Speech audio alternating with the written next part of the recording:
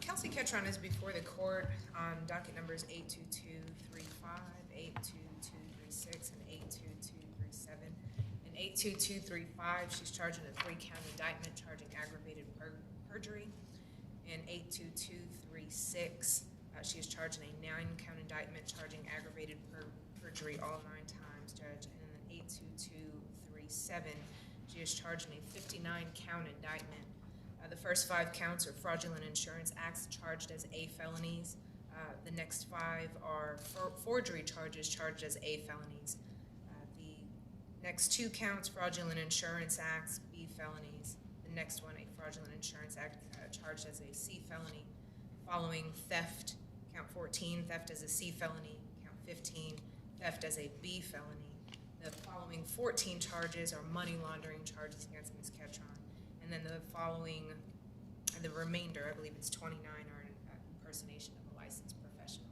Subject to the court's approval, Ms. Ketron will be waiving her right to trial and appeal and entering into an agreement with the state of Tennessee. Under that agreement, she will be entering a no-low plea under 4035-313.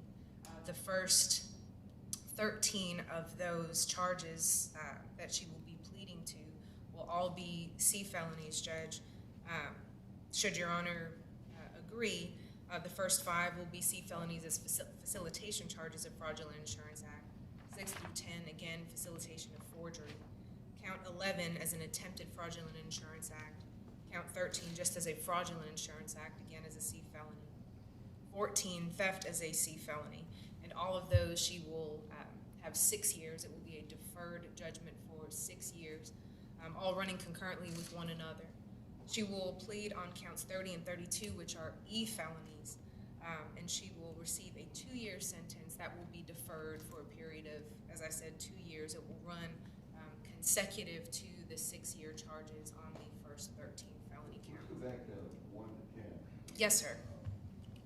I guess it's 82237. Now, they'll be to the lesser offense of facilitation for all 10 of those counts? Yes, sir. And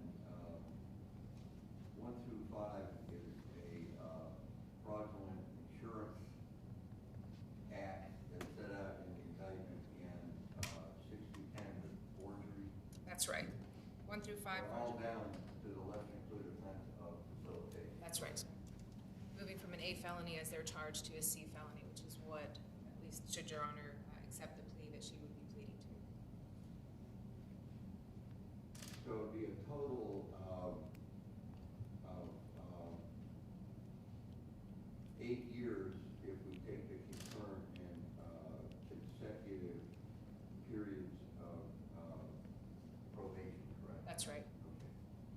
And $1,000 fine in each counts 1 through 10 for a total of 10,000. Yes, sir. And I do intend to go into the conditions of probation, those of which that will be one of the conditions of the probation. I can go into that now if you'd like. Is there anything else related to the, I guess, the charges against the corporation will be dismissed? Yes, sir. And all counts that you did not mention will be dismissed, including 822, the counts at 82235 and 82236. That's right. Numbers correct? Everything aside from the 15 felony counts that I have just listed, the remainder in 82237 will be dismissed, and then the other 2 in their entirities, 82235 and 82236, as Your Honor said, will be dismissed fully. Okay. Well, if you want to set out then the conditions of probation, let me make sure, if the probation officers here, state's attorney, okay? Yes, sir. Okay, thanks. Judge, in the 8 years that Ms. Ketron is going to be supervised by state supervised probation, she will be required to abide by several conditions in her probation. First, as Your Honor mentioned, she will be required to pay a $1,000 fine for each one of the first 10 counts, for a total of $10,000 fine to the state. She'll be required to complete 300 hours of community service. She is on probation, as Your Honor said, for a period of 8 years, but she will be required to complete those 300 hours within the first 3 years. She will also not seek any insurance license for the term of her probationary period. She will not be employed in any capacity at Universal International Insurance Agency, whether it's selling real estate or as a secretary or any other level of employment that can be contemplated out of Universal International. She will not be involved in any official capacity in any political campaign, whether related by family or otherwise. And she will be required to have random drug screens by probation with a minimum of 5 drug tests for the first 4 years. There is also a condition, Judge, of her contact with the victims that I think is necessary. She is not to have any contact with any victims listed in any of the indictments listed above. Judge, I think it should be noted for the court, as well as everyone else in the courtroom, that all victims have been made aware of this disposition. I have had an opportunity, and my people in my office have had an opportunity to have contact with the victims in these cases. Each one of them has been made aware of the dispositions. They have not objected in any way to the disposition of these cases. They have not indicated that there is any restitution owed to them as the dispositions of these cases come to a close. It is my understanding that all monies owed have been settled in civil matters outside of this one. Finally, Judge, I believe, although I don't see anyone here today, that no victims intended to make any statements on this disposition as well. So it's clear to the state's attorney that there's no restitution Yes, sir. owed to any of the victims mentioned in any of the indictments. That's right. All money owed or all money at issue has already been settled prior to today. Now, one thing you did not mention was any specificity with random drug screens. Yes, sir. She is to have, and I believe I mentioned it, but if I missed it, she is to have random drug screens throughout her probationary period. But for the first 4 years of the probationary period, she'll be required to have a minimum of at least 5 drug screens. It's not to limit the probation office from their normal course of business, but a minimum of 5 for the first 4 years. Now, when you mentioned the 300 hours of community service that's to be done in 3 years, Yes, sir. that would just be 100 hours per year. Is that as specific as the agreement is? Judge, as far as what we have discussed, yes, but I do not think that an implementation of a certain monthly minimum requirement would change anything about the plea. Obviously, I'll let the defense speak to that. But as far as a minimum requirement, all that we've asked is that those 300 hours be completed within the first 3 years. So if the court were to impose that it at least be 20 hours a month,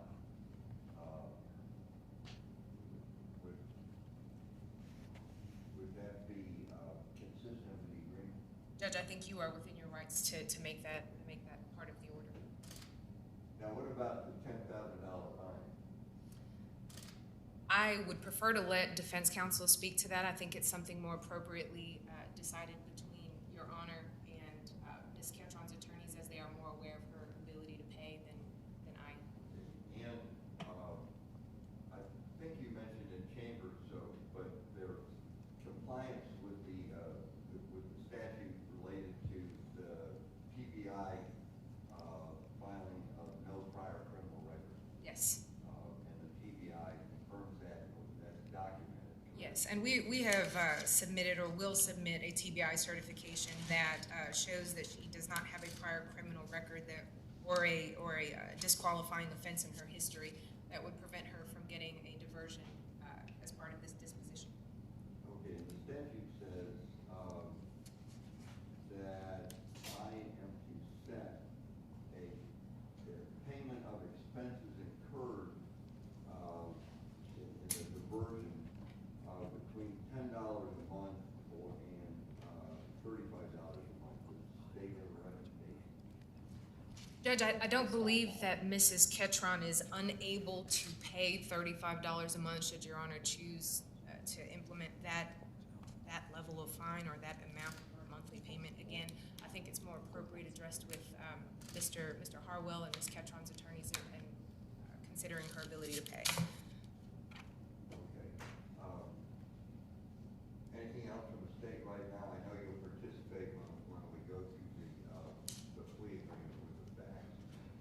Yes, sir. I do have a statement of facts ready for whenever Your Honor is prepared to hear them.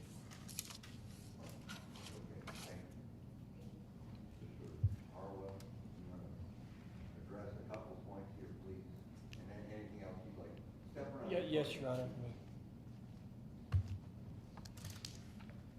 Do you have a suggestion about the payment of the $10,000 fine? I do, Your Honor. How about $3,000 for the first 2 years and then $4,000 for the third year? And that would just be by the year, no monthly increment? Correct, but I will, if you have a suggestion, I will certainly follow it. Well, just like all debtors,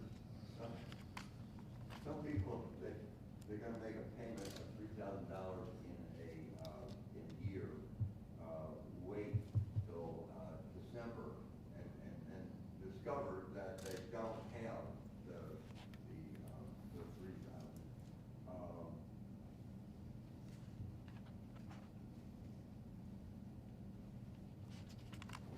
How's my arithmetic here? What if she were required to pay,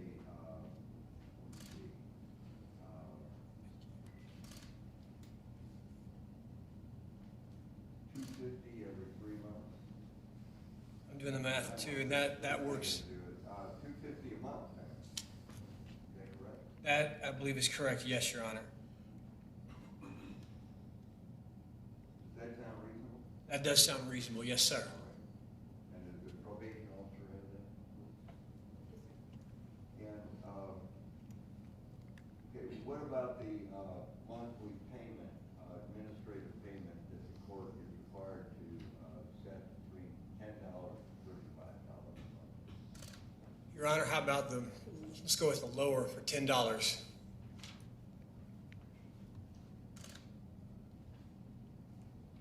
Well, your client's not indigent, is she? She's not, no, sir.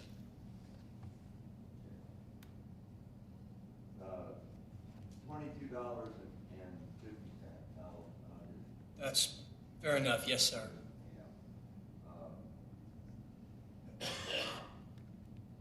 Now, is there anything else you want to address?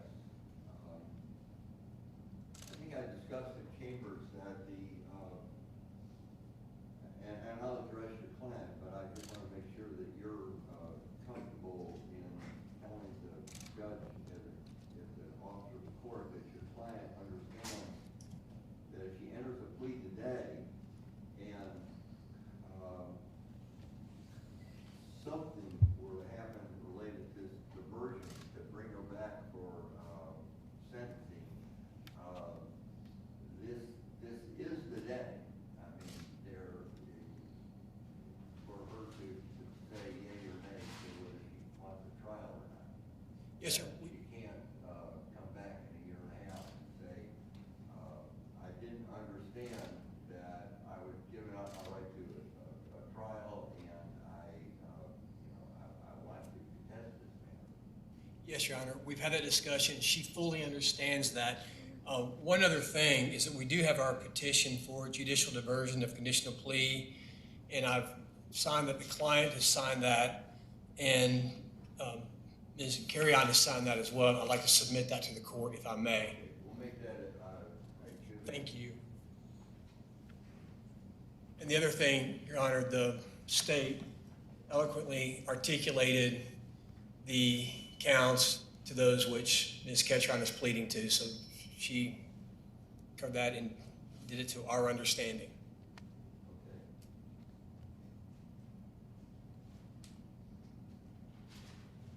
Anything else? That is all, Your Honor.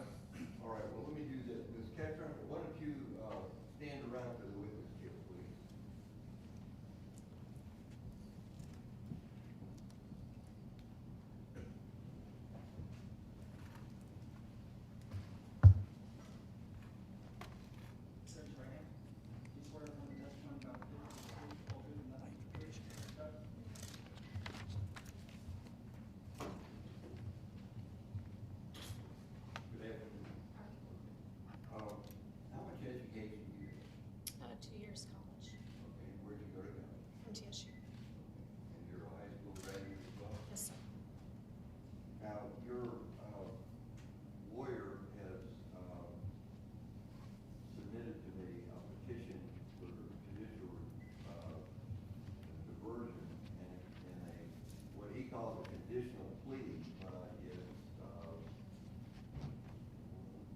quotation marks around conditional, we'll talk about that later, and waiver of right. Have you carefully read this petition? Yes, Your Honor. Did you discuss it with your lawyer? Yes, sir, multiple times. Is there anything in this petition that you did not understand? No, Your Honor. And did you listen carefully to what the assistant district attorney told me about this case? Yes, Your Honor. And did you understand everything she said? Yes, Your Honor. Okay. Now, said that you're gonna enter a plea of no contendery. What's your understanding of that plea? It's no contest. You- It's a no contest. Not no contest, but you understand that if I accept that plea, that you'll be guilty of these charges, Yes, sir. including the 15 charges that we're talking about. Yes. Okay, and have you gone over all the charges, not just the 15, all the charges with your lawyer? Yes, Your Honor. And you discussed with him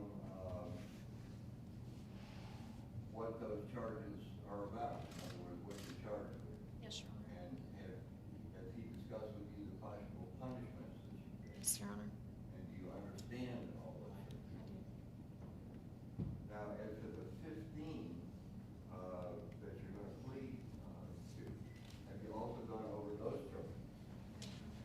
And that would be counts 1 through 10, where you're charged in 1 through 5 with, I guess, shorthand is we'll call fraudulent insurance act. You've gone over those charges. Yes, Your Honor. And the possible punishment. Yes, Your Honor. And 6 through 10, the forgery charge. Yes, Your Honor. Any questions about those charges? Count 11, again, under that statute, fraudulent insurance act, you're charged in count 11. And have you gone over that charge? Yes, Your Honor. And in counts 13 and 14, again, a fraudulent insurance act. Now, each one of those, 11, 13, and 14 involve different amounts of money as well Yes. as 1 through 10. Any questions about those charges? No, Your Honor. And counts 30 and 32, which is sale or transaction involving insurance without a license, have you gone over those charges? Yes, Your Honor. Those 15 charges, are you confident that you understand those charges against you? Yes, Your Honor. And you understand the punishment that you face in those charges? And I realize that, consistent with this plea agreement, they're going to be reduced to Class C felonies, which carry the term of 3 to 6 years. Do you understand that? Yes, Your Honor. Any questions about that? Yes, sir. Now, you understand that as to these charges against you, you have the right to plead not guilty and the right to trial by jury. Yes, sir. And you understand that at that jury trial, you have the right to be represented by counsel. Yes, Your Honor. You have the right to confront and cross-examine the state's witnesses. Yes, Your Honor. You have the right to put on your own witnesses. You have the right to testify yourself. Yes, Your Honor. If you choose not to testify, that could not be used against you. Yes. Understand that? You understand that by entering this plea, that you're going to be waiving or giving up those rights as well as giving up your right to trial by jury. Yes, sir. Now, I think it's just your willingness to plead guilty was a result of plea bargaining or plea negotiations between you, your attorney, and the state's attorney. Was that plea bargaining process entered into freely and voluntarily? Yes, Your Honor. Anybody want any pressure on you, threaten you in any way, make you plead guilty No, sir. against your will? Is it, and I should say that the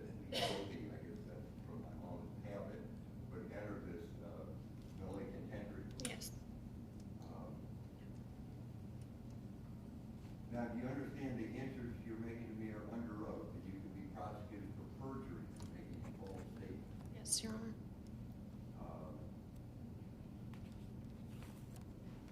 Now, let's discuss this diversion, because I think I mentioned to your lawyers, I've run across an instance in my judicial career where defendants at least articulated several years down the line a misunderstanding. Whether that was truthful or not, I don't know, but I want to make sure it's clear in your mind.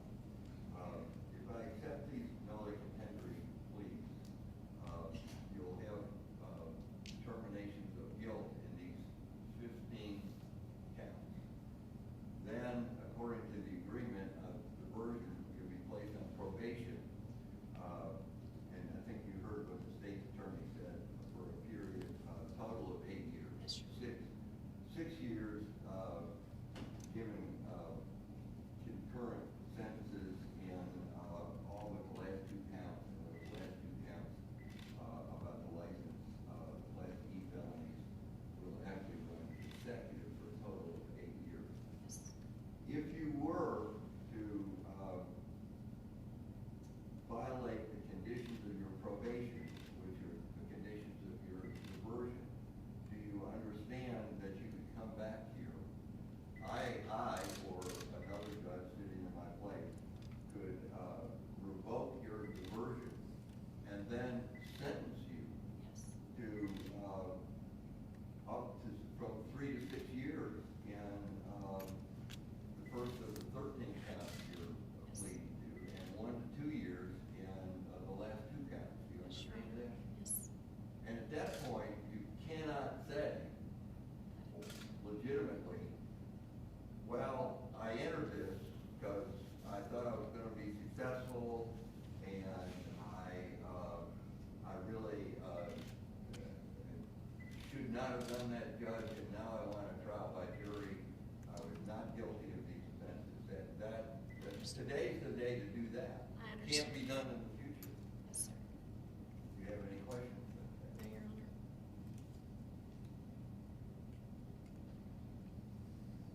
Well, let me turn then to the state's attorney, and we'll go through these 15 counts. Let me mention one thing. If it should pass down the road that these sentences are imposed on you because you violated the conditions of your diversion, do you understand that those convictions could be used against you in the future if you're convicted of any further criminal act? Yes, Your Honor. Any questions about that? No, sir. Okay, now the state's attorney is going to step to the podium, and she's going to state brief facts about the 15 counts that you're going to plead to. And I want you to listen carefully to what she says, because I'm going to ask you if you understand that it's the state's position that they can prove those facts. Thank you, Judge. So I'll start with the facts in the first 10 counts. Judge, in order to understand the facts behind this case, you'd have to really understand Universal International. Essentially, it is a middleman or a broker between insurance buyers and insurance sellers. At the point in these at issue, the timeline at issue, Ms. Ketron was employed as the vice president of Universal. Part of her responsibilities were just general operations of the business, but she also had check writing authority, and stepped in as essentially the individual setting up buyers of insurance and providers of insurance. In order to do this, she needed 2 separate things. One, a real estate, or excuse me, an insurance license, my apologies, Judge, and an E&O, this is the error and omissions policy, which essentially protects Universal and insurance providers from malpractice. During the time at issue, Kelsey had neither of those things. She did not have an appropriate insurance to sell or appropriate license to sell insurance, and the E&O policy that covered Universal, due to her non-payment, the policy had lapsed. And then as far as the insurance license goes itself, she had just not taken the appropriate steps to further the education, pay the premiums that would be required for her to renew her license generally. During that time, she was continued to remain in contact with customers of Universal Insurance, and then continued to take money on behalf of Universal with this fabricated license, and then pass, or at least say that she was passing this money on to these other insurance providers. That E&O policy, she would also pass on to these providers to, at the very minimum, indicate that she was in good standing and certify that the policy was in effect.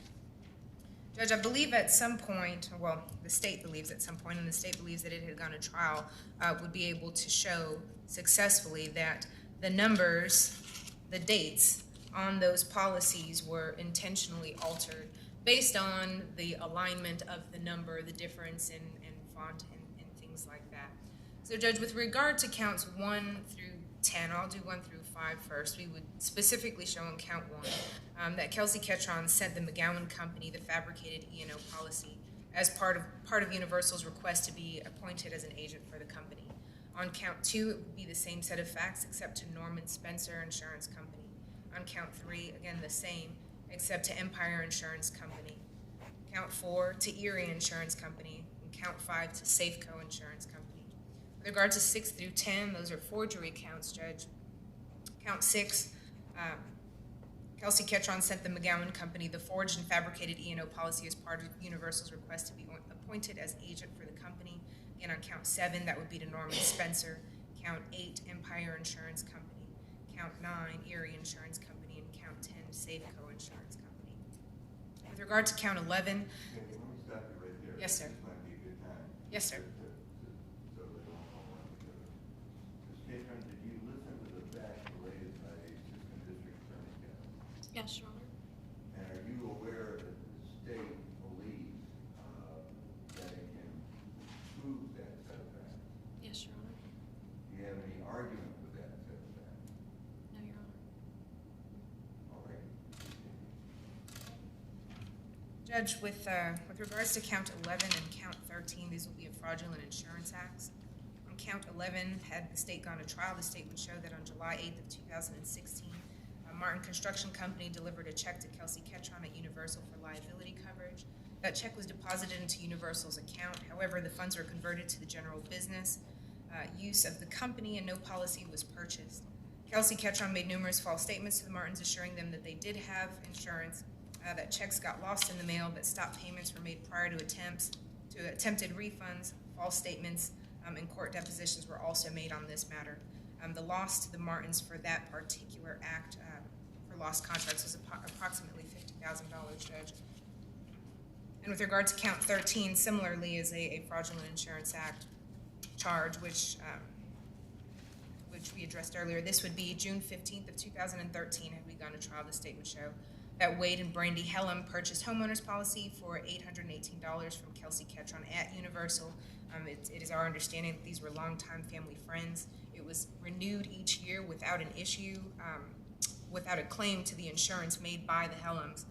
Constant reports from different mortgage companies that no policy was in effect got to Mr. and Mrs. Hellam, or Wade and Brandy Hellam.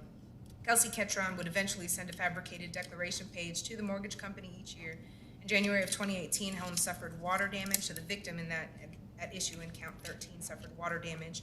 No policy existed, but Kelsey Ketron concealed that by sending adjusters to the house, by offering to send payments directly from Universal, so the Hellams wouldn't have to, quote unquote, wait for a check from the insurance company. That check bounced. The second cashier check was obtained, and during the repair project, it was discovered that the actual damages were over $20,000. The state would show that Kelsey Ketron concealed the non-existence of the policy through lies and claims that underwriter was essentially messed up, Judge. Finally, the Hellams learned on the website that the phony declaration provided was that no policy was in effect with this particular insurance company. Judge, I'm gonna move on to the theft count, if Your Honor would like to address that with Is Mrs. that 14? That's well, what I just read was 13. We will shift over to 14, which will be a different set of facts, but I don't know if Your Honor wants to address those two counts with Ms. Ketron as we're moving through So the. we can go ahead with 14, Count. then I'll ask you. Yes, sir. Count 14 would just show that, the state would show that the aggregate value of the thefts of premium payments equaled approximately $20,690. Ms. Ketron, did you listen carefully to the facts related by the Assistant District Attorney General? Yes. And do you understand that the state believes they can prove those set of facts? Do you have any argument with the facts as stated by the Assistant District Attorney General? All right, then the remaining counts, please. 30 and 32, Judge.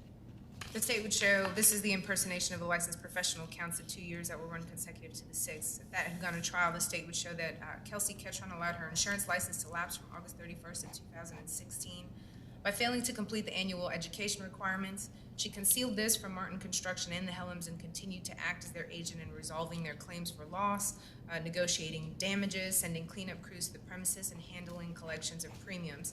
She concealed the fact of the alleged crime, which occurred during the ongoing relationship with the victims, by prominently displaying a license to be an agent in her office and by continuing to act as their agent without notifying them that the license had expired. That would be the factual basis of those final two counts, Judge. Did you listen to the facts related by the Assistant District Attorney General? Yes, Your Honor. You understand that the state believes they can prove that set of facts? Yes, Your Honor. Do you have any argument with those facts? Okay, let's go back, then, that completes the facts. Then. Yes, sir.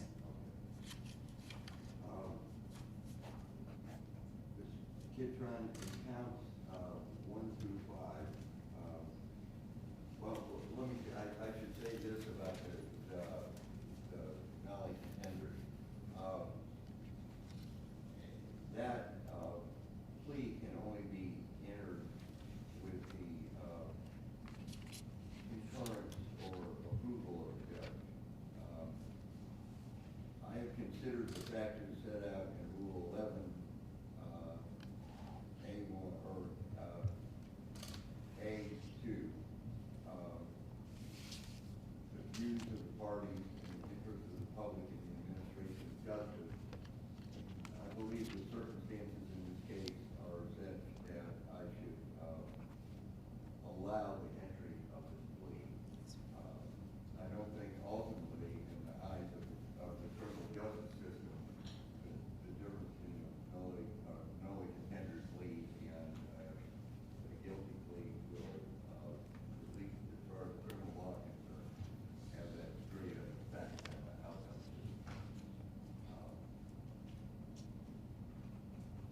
Okay, Ms. Ketron, in counts 1 through 5,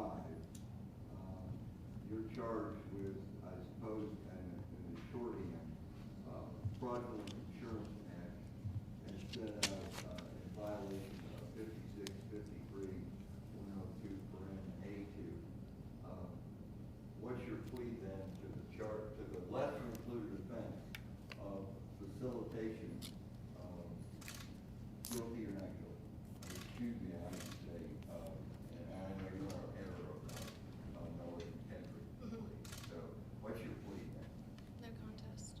Hmm? No contest. Okay, well, nully contender. Yep, no contest. So if you say no contest, I can consider that a nully contender. Yes, sir. Okay. All right. Based upon your plea and the fact I've heard them, I find you guilty of those offenses that set out in counts 1 through 5. But I will not enter those a judgment at this time, but rather consistent with 4035-313, I'll place you on diversion consistent with the agreement of the parties as previously stated. In counts 6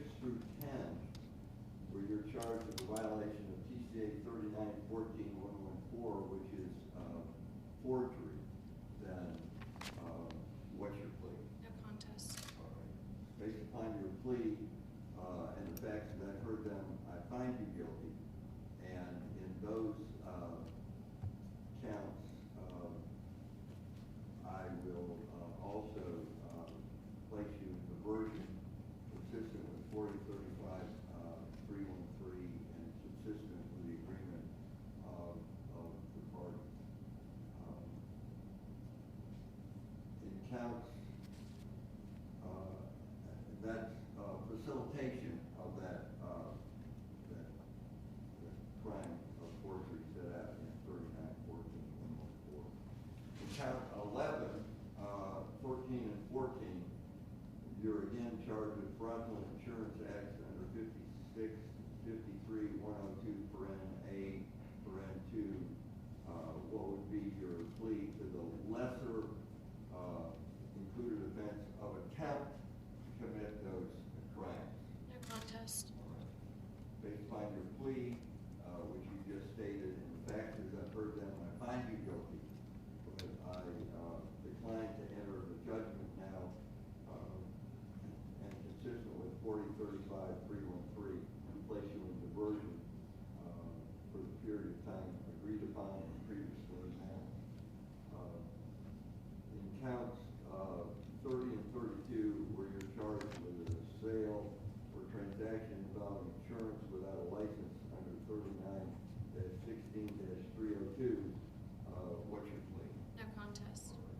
Again, based upon your plea, and the fact that I've heard them, I find you guilty, but I will not enter the judgment at this time. Instead, consistent with 40-35-313, I'll place you in diversion for a period of time as previously announced by the party.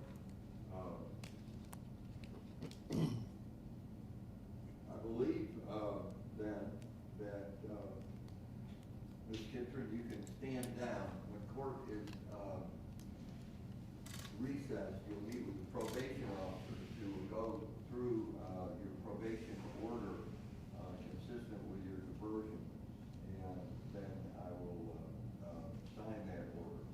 And in addition, the court will enter an order as required under the diversion statute, setting forth the facts of the plea, the finding for the non-entry of the judgment, and the diversion of the case under 40-35-313 for a total period of 8 years, and then consistent with the conditions set out in the probation order, which the probation officers will go through. So you may stand back. Thank you.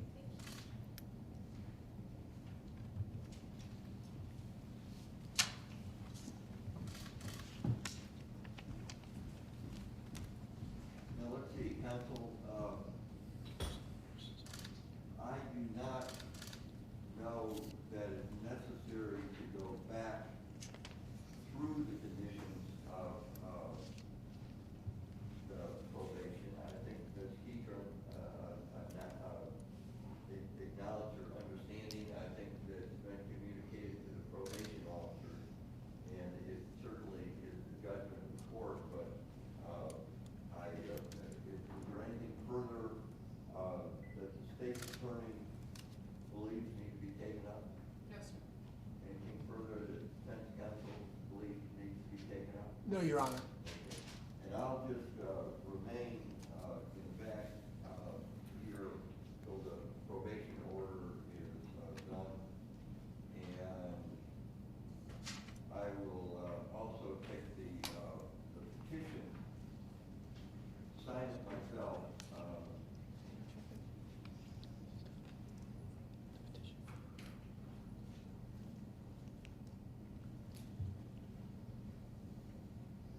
Judge, would you like the TBI certification now as well?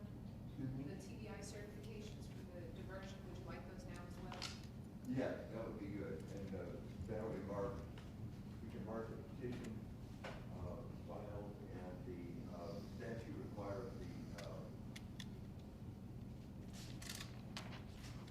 TBI filing, and it's here.